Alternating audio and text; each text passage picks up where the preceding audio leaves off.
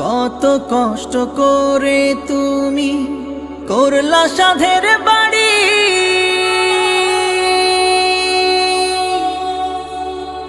সেই বাড়িতে ঠাঁই হবে না, যাইতে হবে ছাড়ি। কত কষ্ট করে তুমি করলা সাধের বাড়ি,